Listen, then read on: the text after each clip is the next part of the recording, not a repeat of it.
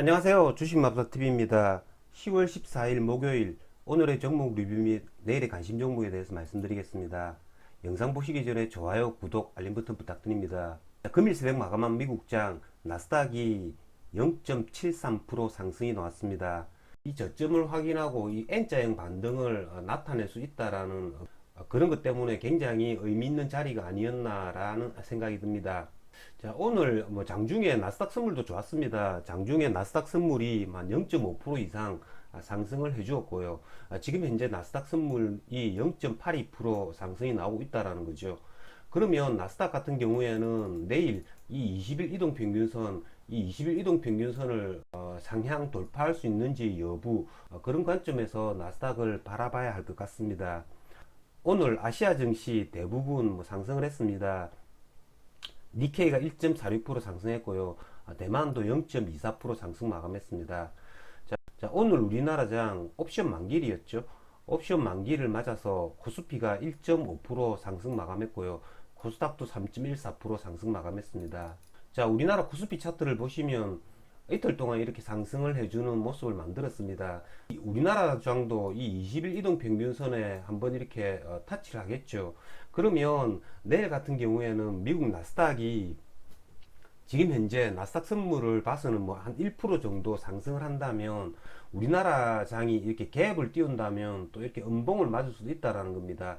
21선이 굉장히 큰 또 저항이 될 수도 있다라는 거죠. 그런 걸 생각해 가면서 내일 장을 임해야 할 것 같습니다. 자, 그러면 종목 하나하나 보시면서 말씀드리겠습니다. 자, 첫 번째 종목은 카카오입니다. 자, 카카오 어제 제가 방송에서 말씀을 드렸습니다. 저 같은 경우에는 어제 종가에 다 매도를 했지만 오늘 나스닥도 반등을 해주고 우리나라 장이 전체적으로 좋았기 때문에 카카오가 오늘 3.8%나 상승을 해주었습니다. 자, 제가 어제 말씀을 드린 것처럼 이 카카오 같은 경우에는 코스피 대형 우량주들 중에서 이번에 하락장에서 가장 많이 상승해 준 게 이 카카오라고 할 수 있습니다. 카카오 같은 경우에는 어제, 오늘 이틀 동안 거의 한 7% 정도 상승을 해줬다는 거죠. 그걸 잡을 수 있었던 건 10월 7일 날 기간에 매수한 60만 주, 이걸 보고 대략적으로 이제는 기간이 저점에서 매수가 들어오구나라고 확인을 할 수 있었다라는 거죠. 자, 카카오 같은 경우에는 오늘 20일 이동평균선도 이렇게 가뿐하게 넘어섰습니다. 지금 굉장히 양호한 그래프를 만들고 있다라는 거죠. 자, 다음은 2차전지 소재주들입니다. 자, 오늘 2차전지 소재주들 전일 크게 많이 올라가지고 오늘은 좀 조정을 받는 모습을 보였습니다. 자, 2차전지 소재주들의 지금 대장이라 할 수 있는 LNF 오늘 쉬어가는 모습을 보였죠. 자, 오늘 수급을 보시면 어제 외국인 기관 10만 주씩 이렇게 쌍끌이 매수가 들어왔다면요, 그 물량이 그대로 이렇게 빠져나가는 그런 모습을 보였습니다. 그러니까 기관 외국인도 LNF에서 단타를 치지 않았나라는 생각이 들고요. 그렇다고 해서 LNF가 여기서 끝이 나는 게 아니죠. 이런 애들은 20만원대 초반 이런 자리에 오면 언제든지 또 재매수할 수 있습니다. 왜냐하면 LNF 같은 경우에는 11월 9일쯤에 발표될 것 같은데요. MSCI 지수 편입이라는 그런 호재가 있기 때문에 가격 조정을 받으면 충분히 매수가 가능하지 않을까라는 생각이 듭니다. 자, 다음은 세로닉스인데요. 세로닉스 같은 경우에는 어제 상한가를 갔음에도 불구하고 오늘 시초가가 3.55% 상승으로 시작했다가 이렇게 긴 음봉을 맞는 모습을 보였습니다.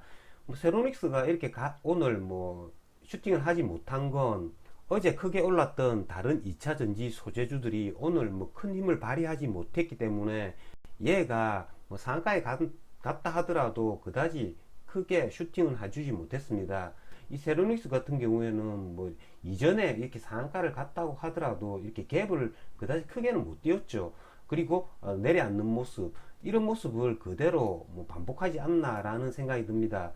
그러니까 주식도 이전의 패턴을 계속 반복하는 경우가 굉장히 많습니다. 그렇기 때문에 같은 상한가라도 갭을 크게 띄우는 애들이 있는가 하면 세로닉스처럼 갭을 크게 띄우지 못하고 상한가 다음 날부터 이렇게 흘러내리는 그런 애들도 있다라는 거죠. 세로닉스 하나만 가지고 거래를 하는 게 아닙니다. 항상 LNF의 수급을 보면서 거래를 해야 되겠죠.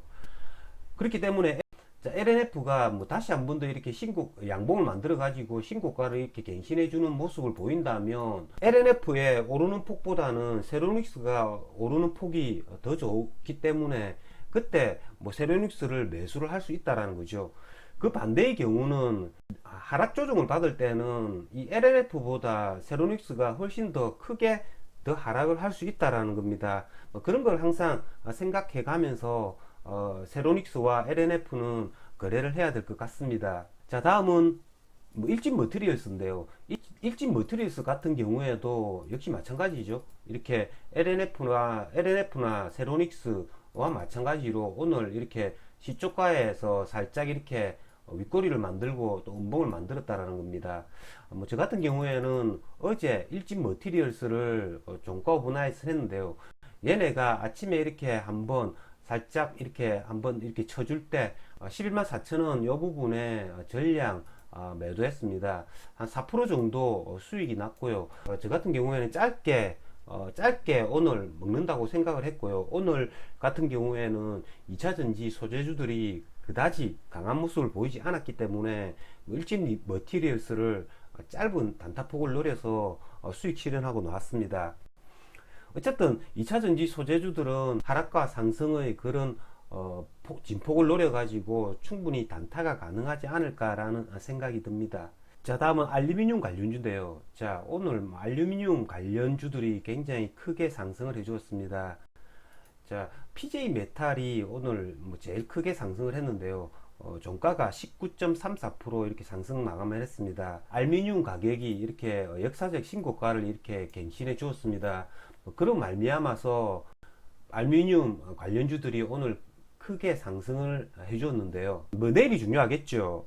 PJ 메탈 같은 경우에는 시간에 6% 상승을 하고 있고요. 조일 알루미늄은 4%, 사마 알루미늄은 2.6% 이렇게 상승을 해주고 있습니다. 1등 PJ 메탈을 보시면 6,900원대, 그러니까 내일 갭 상승으로 시작한다면 이렇게 종가상 거의 전고점 부분에서 이렇게 시작을 한다라는 거죠. 이런 애들도 내일 뭐 충분히 고점 돌파 매매 차원에서 거래를 해줄 수 있습니다. 시초가에 매수를 하는 것들이 아니라 항상 제가 강조하지만 얘가 살짝 이렇게 한번 밀렸다가 시초가를 다시 회복해주는 그 단계에서 매수를 할 수 있다라는 겁니다. 시초가 고가를 띄워놓고 이렇게 줄줄줄 흘러내리는 그래프를 만들 수도 있다라는 거죠. 그렇기 때문에 이런 애들은 내일 유심히 보고 시초가에서 살짝 밀렸다가 시초가를 회복해주는 지점, 그 지점에서 매수를 하는 게 가장 좋지 않을까라는 생각이 듭니다. 자, 다음 원전 관련주입니다. 자, 원전 관련주들 지금 중국의 전력난도 굉장히 심각하죠. 그리고 유럽에서도 어제 프랑스 마크롱이 소형 모듈 원전에 뭐 41조 원 투자를 한다라는 그 뉴스로 굉장히 크게 상승을 해주었죠. 원전 관련주들 중에서 가장 유심히 수급을 봐야 되는 게 이 두산중공업입니다. 제가 어제 방송에서도 말씀을 드렸죠. 자, 오늘 수급을 보시면 오늘 뭐 종가상으로는 외국인이 10만 주 매도가 나왔지만 장중에는 거의 100만 주 이상 매도를 했다가 다시 매수를 하는 그런 모습을 보였습니다.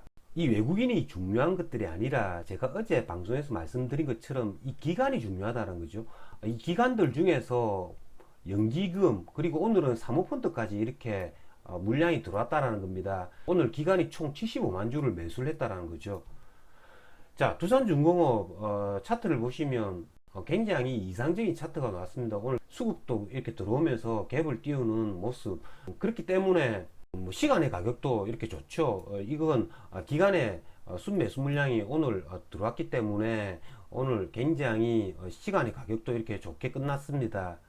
저 같은 경우에는 오늘 두산중공업이 기간에 이렇게 순매수가 들어온 걸 확인하고 어떤 종목을 원전 관련주를 매수를 할까라고 생각을 했는데요. 두산중공업을 매수를 할까 아니면 뭐 다른 종목을 매수할까 하다가 저 같은 경우에는 일진파워를 매수를 했습니다. 왜 일진파워를 매수를 했냐면요, 뭐 다른 애들 보시면 이렇게 전고점과의 거리가 제법 떨어져 있죠. 하지만 일진파워 같은 경우에는 전고점이 이렇게 14,000원 초반대입니다. 그러면 전고점과의 이 차이가 한 1,000원 밖에 나지 않는다라는 거죠. 뭐 1,000원이라고 하면 한 7% 정도밖에 이렇게 차이가 나지 않는다라는 거죠. 전고점과의 거리가 가까운 애들이 뭐 한번 이렇게 힘을 발휘하면 크게 오를 수 있지 않을까라는 생각에 오늘 두산중공업도 이렇게 기간에 순매수가 들어왔기 때문에 뭐 일진파워를 종가 분할을 했습니다. 원자력 관련주들은 어제 말씀을 드린 것처럼 이 두산중공업의 수급 거기에 따라서 계속 거래를 해주면 될 것 같습니다. 내일도 거래 잘 하셔서 큰 수익 거두시길 기원 드리겠습니다. 이상으로 주식마법사TV를 마치겠습니다. 제 영상이 도움이 되셨다면 좋아요, 구독, 알림 버튼 부탁드립니다. 끝까지 시청하신 분들에게는 보유 종목이 급등할 수 있게끔 마법을 걸어드리겠습니다. 윙가르디움 레비오사 감사합니다.